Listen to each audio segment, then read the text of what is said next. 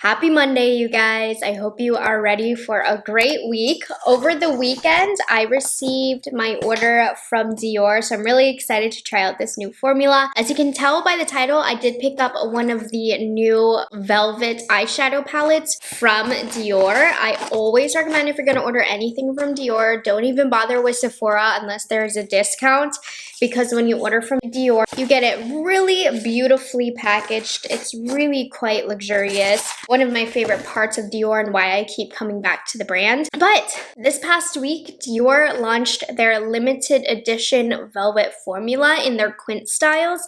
And apparently, according to the website, in 1993 is when DIOR first launched their velvet edition of the iconic 5-pan eyeshadow palettes. And so they are doing it again. I mean, I've never tried a velvet formula from DIOR, so I'm really excited. They came out with 5 different color waves here. Honestly, the majority of them looked boring. They looked like what I already had in my collection, and a lot of them I felt like looked very similar. I saw All Feisty post a couple pictures of some of the palettes. I think the website just doesn't do the colors justice. They looked more pretty in person, but there was one color and one color only that caught my eye, and that was the blue velvet. It was by far the most unique color in the launch, and a color that I definitely did not have in my DIOR collection already. So I wanted to pick that one up just to test the formula for you guys, especially since the DIOR quints are $62 each. That's quite a hefty price. So I gave myself the opportunity to pick up one shade and one shade only, so I had to go with the fun blue velvet shade. These are limited edition according to the website, so if you do want to get them, now is your opportunity. Most of the time when DIOR says limited edition, they really do mean limited edition. Sometimes some things will sit longer than others on the site, but once they're gone, typically they're gone. So just keep that in mind. Like I said, everything came beautifully packaged, very fast shipping. Love ordering from DIOR. And right here we have the box that it's going to come in. It is more of a matte style. So they did use different packaging, at least the finish. There's a 6-month shelf life, which is definitely a shorter lifespan compared to most standard eyeshadows, which is 12 months. So that is something to take into the consideration. And the palette itself is going to be made in France. Here is what the eyeshadow palette is going to come in. So it's the same typical kind of cheap feeling DIOR packaging. However, as you can see, it does have this matte finish, which I think looks quite sleek. If you have any oil on your fingers, it might show on the packaging. But if you aren't familiar with the traditional DIOR style packaging, it has more of this lacquered finish. So even though it still feels cheap, like the DIOR packaging, I think it looks quite sleek like this. So I'm going to show you blue velvet. It does come with the standard applicators that I don't really use. I will use the sponge tip applicators from time to time, but the ones with the hair, And here is the palette. I just think it is so beautiful, so unique. Is it a palette I'm going to use often? Probably not, if I'm being honest with myself, but I had to have it. I don't have anything like this in my collection. Now, I don't own all of the DIOR quints, but I did pull out a couple of my more blue-green ones that I have, and they are not similar at all. So the first one that I have is Blue Beat. So you can tell these are very, very different from one another. And then the other one that I had is Nightbird, which again, complete different formulations, and this one is more green. But those are the only really colorful palettes that I have from DIOR that are in this same-ish kind of color family. Needless to say, I don't have anything like this. Let's have a feel of this velvet formula, you guys. We have 3 true blue shades, a lighter blue, a mid-tone blue, and then kind of a navy, a silver, which is going to be very complementary, and then this kind of taupey shade. I don't know how I would describe this. It's very interesting. They say that this is a blue tinged and lavender shaded palette. This doesn't really catch me as lavender, but all right, let's feel. Does it feel velvety? It does. At least these 2 shades feel more velvety. This kind of feels like a traditional DIOR formulation. They do have a softer touch to them, so that so far honestly was kind of disappointing. This looks a little not shimmery. Oh no. This is lackluster. This does not look like how it should look in the pan. Let's try the mattes here. Swatches up here were not promising, but I'm not going to judge until we get to the eyes. Let's see how the mattes are. They feel quite soft. I wouldn't say creamy though, but they feel soft. For a matte, I'm not mad at that.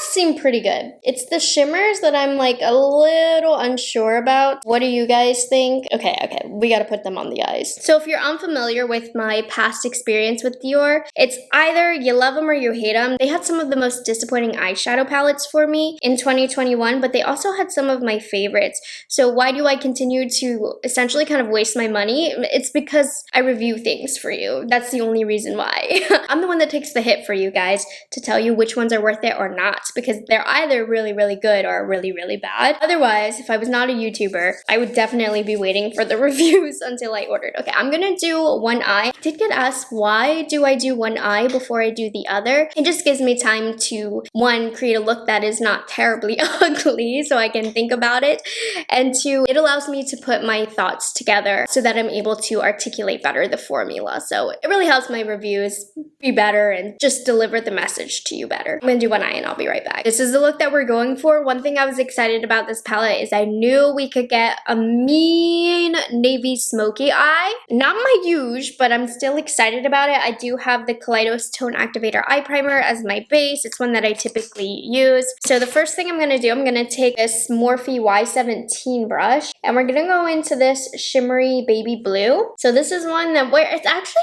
more of a satin. It's not really a shimmer shade and it works really beautifully in the crease. So I wasn't too sure by swatch if I would like this, but I actually really like this shade. It blends out really buttery smooth, as you can see, with so much ease. So I can see this being a gorgeous one and done eyeshadow if you just want that pop of blue, or if you use this all over the lid with just a touch of the dark navy in the crease, that would be gorgeous. But as you know, I had to do a look today that used all 5 of the shades, so I didn't get to be super creative here. Taking my Rephr #1 brush, we're going into this dusty kind of medium toned blue shade. This shade I was a little disappointed in. I feel like, I don't know. Let's see, let me show you. So I'm gonna place it down first. I think this might be the better route to go. On this eye, I buffed it out just right away without setting it down, and I didn't really like it in that way. But now that I'm placing it down, I like it a little bit better. See, this is also why I do the first eye, because it kind of gives me a chance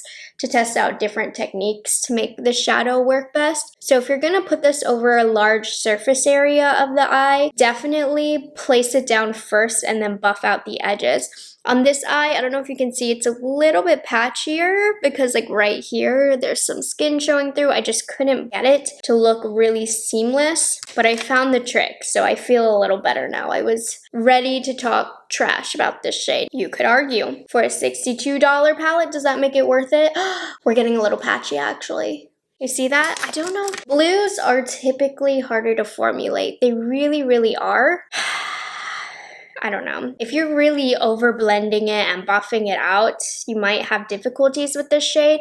I think you'll be okay if you just use a touch of it just for something more subtle, but for me, really trying to work it out and get it to go, I'm struggling a little bit with it. I'm gonna leave it there, but again, it's doing that thing where it's just like patchy up in this area. It doesn't have that nice smooth blend that I know Dior is able to do. I'm going in with a Morphe M507 and we're going into the navy shade. I think this is a really beautiful navy formula.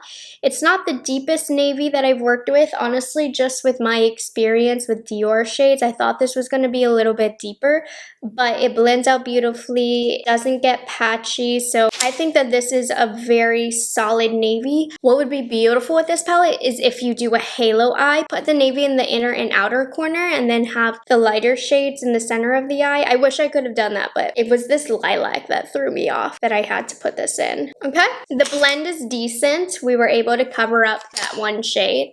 So next we're going into this shade right here, which I thought was kind of an oddball.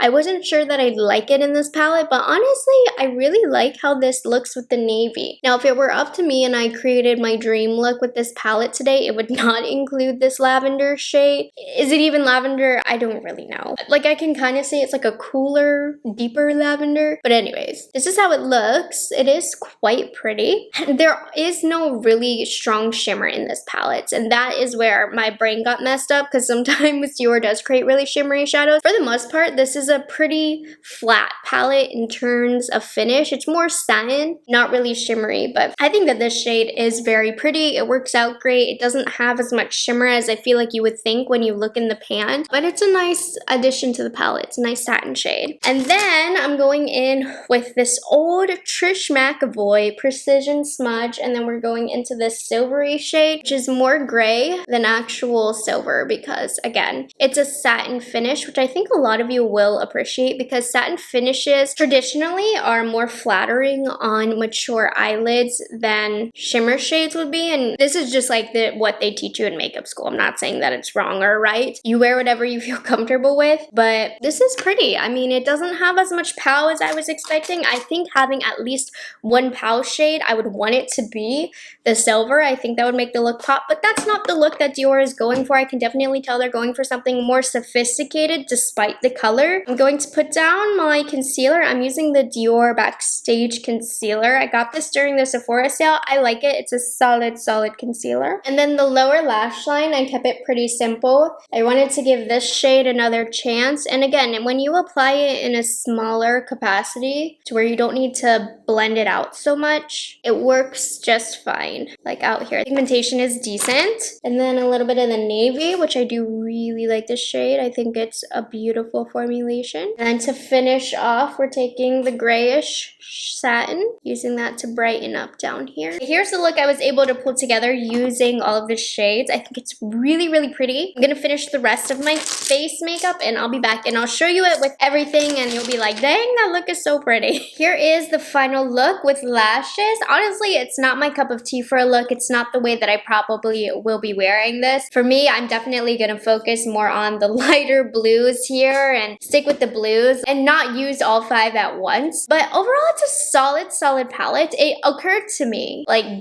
when I was doing the rest of my makeup, of course, none of these are shimmer. They're supposed to be like a velvet finish. It's not just about the feel or the formula, but the finish of the palette itself is velvet, which honestly, I think is quite sophisticated. So if you are not into the shimmery reflective shades, I think you will really like this. I think Dior stayed true to themselves in terms of keeping it sophisticated, even though this is a blue palette. It's not like a bam wham in your face blue. And even though I do feel like my look is a bit dramatic, it doesn't have to be that way. I just had to test it today to see its full capabilities, but I do like this palette. Is it worth $62?